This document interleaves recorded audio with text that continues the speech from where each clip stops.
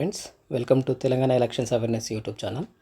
ఈ ఛానల్లో ఈరోజు పేపర్లో వచ్చిన ఎలక్షన్ సంబంధిత ఆర్టికల్స్ని ఒకదోట తీసుకురావడం జరిగింది. ప్రజల్లో ఉన్న అపోహలు, డౌట్ల క్లారిఫికేషన్గా కొంత అధికారిక సమాచారం ఇవ్వడం కోసం మేము ముందుకు ఇలా సర్పంచ్కి, వార్డు మెంబర్లకి పార్టీ ప్రాతిపదికన ఎన్నికలు జరగవు కనుక అభ్యర్థుల కోసం ఉంగరం, కత్తెర, బ్యాటు తదితర వంటి గుర్తులను దాదాపు 30 గుర్తులను ఇవ్వడం జరిగింది. ఒకే పేరు, ఇంటి పేరుతో ఉన్నట్లయితే వారికి సర్నేమ్తో ఆల్ఫాబెటిక్ ఆర్డర్లో ఇవ్వడం జరుగుతుంది. అంటే పేర్లో మొదటి అక్షరాల ప్రకారం ఇలా వీటిని ఇవ్వడం జరుగుతుంది. అలాగే మరొక ఆర్టికల్, పార్టీ ప్రాతిపదికన ఎన్నికలు జరగనప్పటికీ ప్రధాన పార్టీలు అనేవి పార్టీ కోసం పనిచేసిన వారికి ఎవరికి ఇవ్వాలనే విధంగా అసమ్మతి లేకుండా మళ్ళా గుల్లాలు పడుతున్నాయి. ఎవరిని నియమించాలా, ఎవరిని సెలెక్ట్ చేయాలని. మరొక ఆర్టికల్లో ఎన్నికల ప్రక్రియలో జోక్యం చేసుకోవాలని మరొక ఆర్టికల్ ఉంది. జీవో 46 ఇప్పుడున్న రిజర్వేషన్స్ పైన ఇద్దరు కోర్టుకు వెళ్ళడం జరిగింది. ఒకరు ఎస్ లక్ష్మి, మరొక 6 ఒక కేసు అయితే, మరొకటి రమేష్ గౌడ్ అనే వ్యక్తి మరొక కేసు వేశారు. ఈ 2 కేసులు కూడా ఉన్న రిజర్వేషన్ల కంటే తక్కువ రిజర్వేషన్ వచ్చినాయి. మరియు రాజ్యాంగబద్ధంగా ఉన్న ఎలక్షన్స్ రాజ్యాంగబద్ధంగా ఉన్న రిజర్వేషన్ల కంటే తప్పుడు సంకేతాలు ఇచ్చే విధంగా తగ్గినాయి అని చెప్పేసి వర్గాల ABCD వర్గాలుగా విభజించి ఇవ్వాల్సిన ఆవశ్యకత ఉందని చెప్పి కొందరు వేయడం జరిగింది.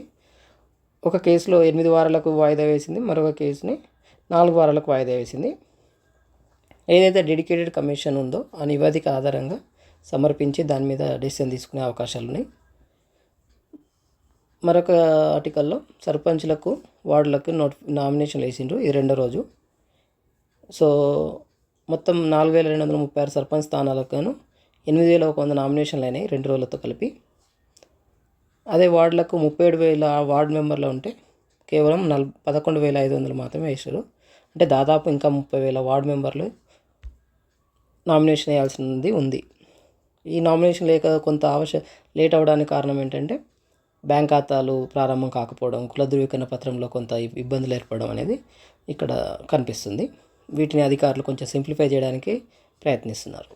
మరొకటి ఏంటంటే సర్వర్లు, ఇప్పుడు కుల ధృవీకరణ పత్రాల కోసం సర్వర్లు నిలిచిపోయినాయని తెలుస్తుంది. మీ సేవా సెంటర్లో ఎక్కువ మంది దరఖాస్తు చేస్తుండడంతో అలా దీనిపైన కూడా ప్రభుత్వ అధికారులు కొంత వాళ్ళకి వెసులుబాటు కల్పించే అవకాశం ఉంది. ఇకపోతే ఏకగ్రీవాలకు జరుగుతున్నాయి పంచాయతీలలో.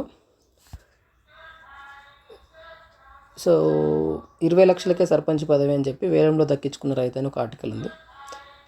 ఈ వేలం పైన ఎంపీడీఓ రవీందర్ గారు ఈ వేలం పాట పైన మా దృష్టికి రాలేదు, అక్కడ ఎలక్షన్స్ నిర్వహిస్తామని చెప్పారు.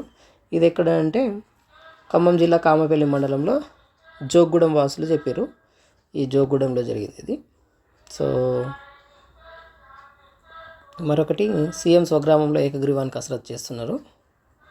ఇంకొక చోట ఓటు హక్కుతో రాజ్యాంగబద్ధంగా దక్కాల్సిన పదవులను ఉమ్మడి మహబూబ్నగర్ జిల్లాలో వేలంపాట ద్వారా కైవసం చేసుకుంటున్నారు. మరొక ఆర్టికల్ ఉంది. ఇక్కడ వచ్చేసి ఒక చోట 3 కోట్ల రూపాయలకు వస్తున్నదని చెప్పి తెలుస్తుంది.